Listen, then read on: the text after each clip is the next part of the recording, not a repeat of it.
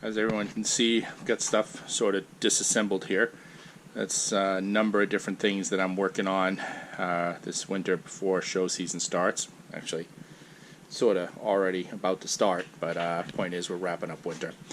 Anyways, easy things like I'm getting rid of these red channels when turning them black. You break them when you pull them off most of the time, so I had to buy some new ones and just painted them. Little high heat spray paint, pretty simple. And one of the things we're going to talk about is how to get this done on this side, because obviously you need to remove the coolant reservoir, which is hard to find any videos on, so I figured I'd do one. I found some instructions. It should be pretty easy. I'm actually going to try and not take it out fully and not disconnect the actual thing, since I just need to move it enough to get at that. But I'll go over what I do. Do is take off the screws. There's two sort of bolts actually that sit on top and mounted to the chassis here and here. Bolts look like this. They sort of look like an integrated washer. These are easy to pull off. You just use a socket wrench, and the size is 10 millimeter. So just take it off with a 10 millimeter socket and put it aside. Now, these are clips, clip releases. So I'm supposed to be able to get these off with just a common screwdriver or a pair of pliers.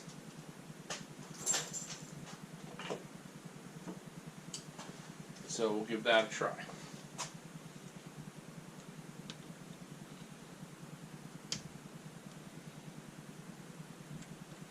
Yeah, so you pull that straight up.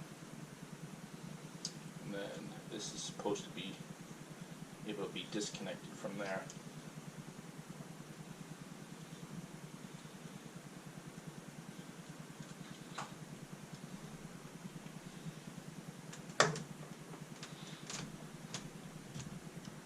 Alright, yeah, wiggles out pretty easily. Now this tube is not very flexible, so I'm going to be careful and just tuck that under here for now. These pipes, a lot of you guys may not have this tubing. That's for my ECS catch can. So if you don't have that tubing, it's not anything special. It's just a catch can. So now, I wonder how much play I have with this. Not a lot. It's supposed to be held to the bottom with like a rubber grommet that it pokes into, similar to other parts like your air box. But that seems to be in there pretty tight for just a rubber grommet. So I'll keep trying to work it out.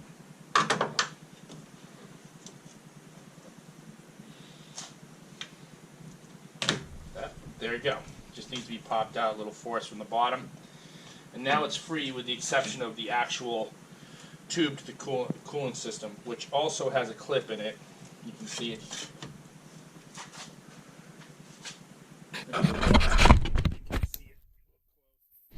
So you can see down here, there's a clip. The lighting's not great. There's another silver clip down here that pops out, and it actually, this one has a nice catch that you can grab with a screwdriver and pull up. So that would make it easy if you wanted to do that. The problem is then I have to drain all the coolant and everything, and I don't really want to do that if I don't have to. I think I can get a screwdriver around that to get that out. So that's what I'm going to try and do instead. But that's how you remove it if you need to remove it. Now these do crack from time to time, so it is something that you have to do. Also, it's sort of hard to get the coil caps, the coil packs out. My understanding is that you can do it, but it looks hard enough that I would probably pull this if I had to. When I do my plugs, I'll probably pull them. So being able to loosen this at least is certainly helpful. Taking it all the way out, you might have to do if you need to repair it, or if you just want more room when you're actually working on this side. For those of you who aren't familiar, I really don't like this red between the coil caps and this red wire harness. I hate the color. It just sort of messes up with my scheme, for lack of better words, and pops out and drives me a little crazy. So I created coil caps to cover the coil packs, and now I'm going to replace these wire harnesses with ones that I painted flat black using high temp paint. Now these are pretty easy to remove. However, full disclosure, the couple times I've tried to remove them in the past, I've never been able to remove them without breaking a little bit of the notches, sort of the clamps that hold them in, the little plastic clips. So I'm not planning to save these. If you absolutely have to, you're going to have to be much more careful than I'm going to be. But you know, a lot of times I just find it easier to replace it with new ones. They're not that expensive. But you probably could put them on if they are slightly broken too. It just, I would prefer, for me, I would have a hard time with that. So the first thing we do is take these little screws off. Now, I've moved the coolant tank forward. You probably, I could take it out completely. I think it's enough for me to be able to get around with just it tilted forward, and that way I don't have to drain all the coolant and all that fun stuff. So I'm just going to do it this way. Hopefully you can see well enough to get an idea what I'm doing. I've got this sort of wired to hold it forward.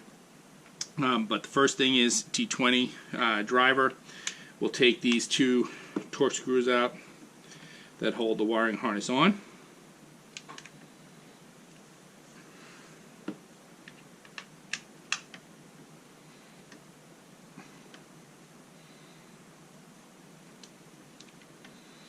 And then your next challenge is all these little wire clips. You know, so there's all these little places where it clips together. The two pieces of the harness clip together.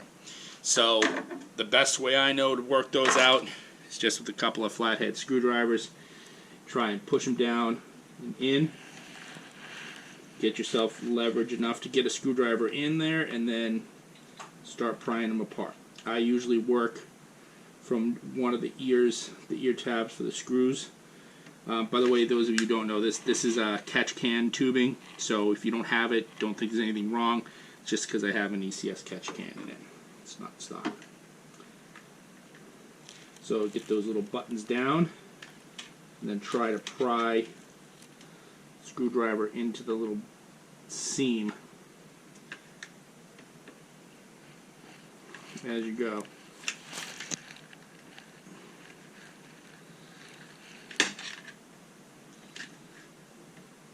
Now this takes a fair amount of trial and error, so I'm not going to talk through this whole part. I'm going to try and, so I can fast forward it. Once I get it separated, then we'll get back to things. But all I'm going to be doing is trying to work it out using some screwdrivers and trying to get leverage. And again, I find that the easiest place to go is from these ear tabs where the screws go, because they actually do have a little separation there, and since they're further away from the tabs, that's where I find I can get the best leverage. Other people may have other suggestions.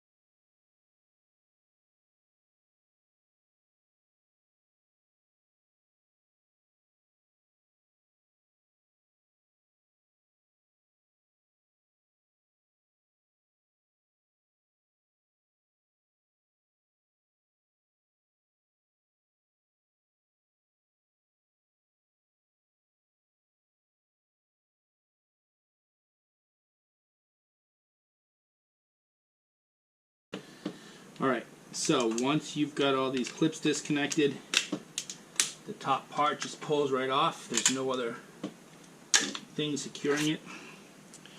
You can see that's what it looks like. I did break one of the clips completely. But you've got 1, 2, 3, 4, 5, 6 on the main body, then 2 on each one of the things that go to the coil cap. There's ones on the other side too, but those come out, you know, you can just pull it out once you have leverage on one side. So again, you've got the 6 on the top, and then the 6 for each thing. And I did break one of them. So these also can have the nasty habit of when you release them to go back in. I work from the middle out, again trying to get it under these ears, and then go out to try and get it separated. One other thing that probably goes without saying, or yeah, probably I should have said before, is you got to be careful because there are exposed wires here. So I'm using screwdrivers and they're flatheads. I have in the past used interior tools. It's just harder to get leverage sometimes. I don't have one that's as long as the screwdriver I have. But there are advantages to using you know, something plastic, because you won't necessarily hit the electrical. Now, you know, I was careful. You should be careful too. Now the car's not on, so it's less about electrocuting yourself and shocking yourself. It's more about damaging the electrical that goes. Now once that's done, then the next thing you need to do is get the bottom one out. To do that, you actually have to, they're linked into the harness. So you have to release the harnesses from the coil packs themselves. It's pretty simple to do with a screwdriver. Push down, and then push out a little bit.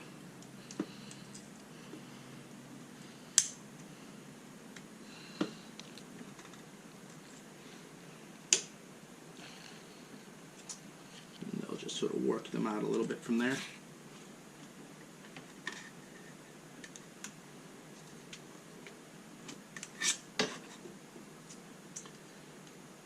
Once you've got them all disconnected, just sort of use your hands, you can work them out. They're not on there much. Too tight. Alright, so then a little bit of play should be enough to just pull them out.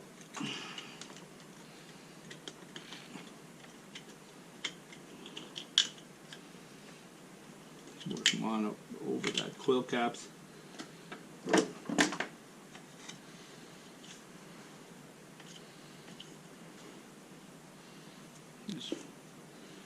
And then you can pull the bottom one out.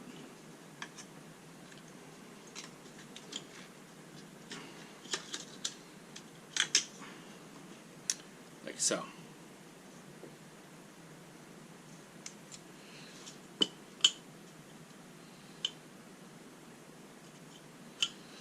Alright, now we'll remove. Alright, so now we've got the new painted ones. So actually the bottom. Alright, no, this is the top. No, this is the top. This is the bottom. That we're going to put on now.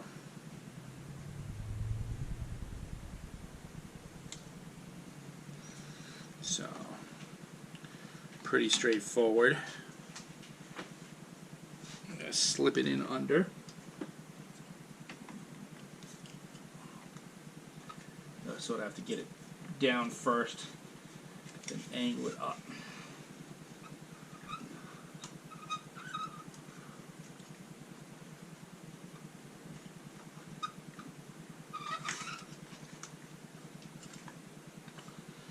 Actually, I forgot. You have to go in from the other side and angle it up, because there is a wire, I think it's a ground cable, that goes out the bottom of this harness.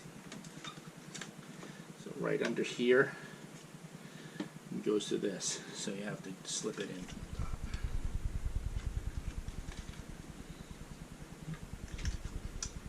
What are you doing?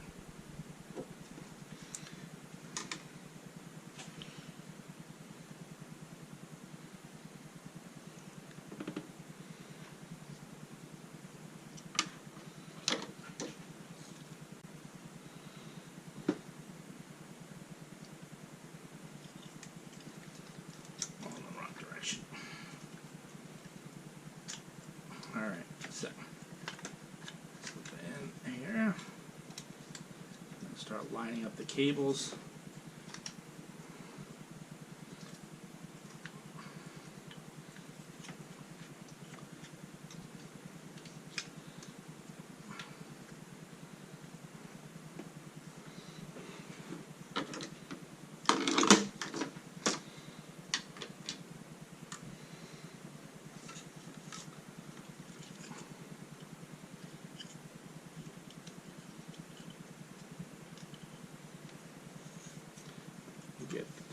plugs into their slots, because again these slip in.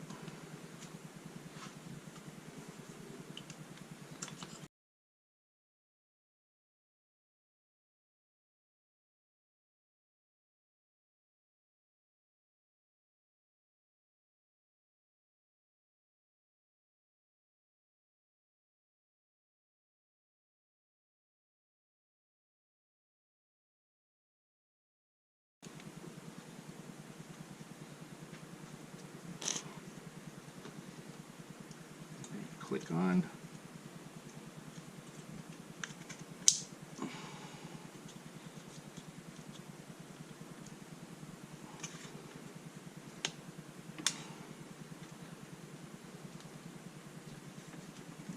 This.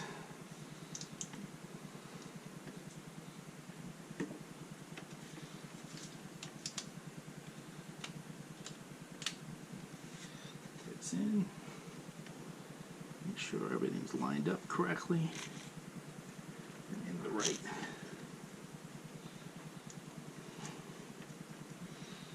place.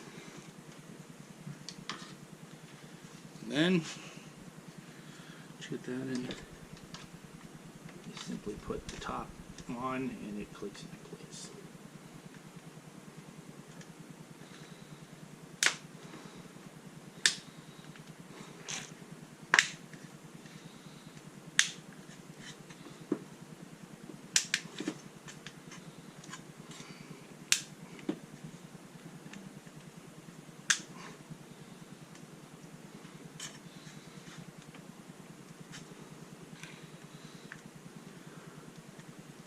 Alright, 2 T20 bolts back in, screws actually.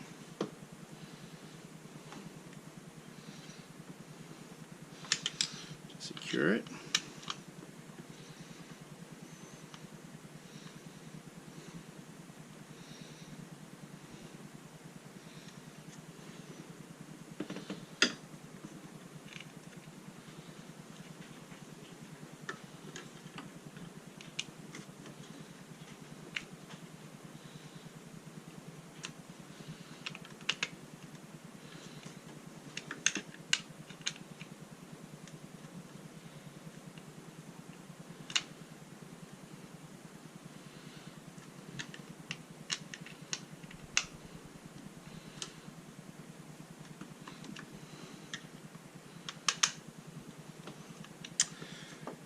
Now, for the finished look, I'll put my coil caps back on.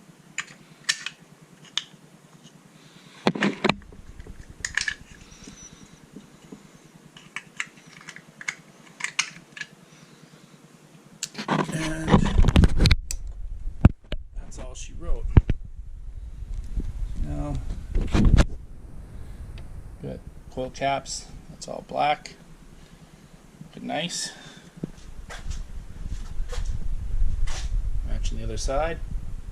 Alright, so just as a quick wrap up, this is what the engine bay looks like when everything's all buttoned up, with all my other carbon fiber covers, the carbon fiber coil caps in, and of course the black harness coil cover. So very happy with that. No more red, finally. Only took me a couple years, but I am pleased.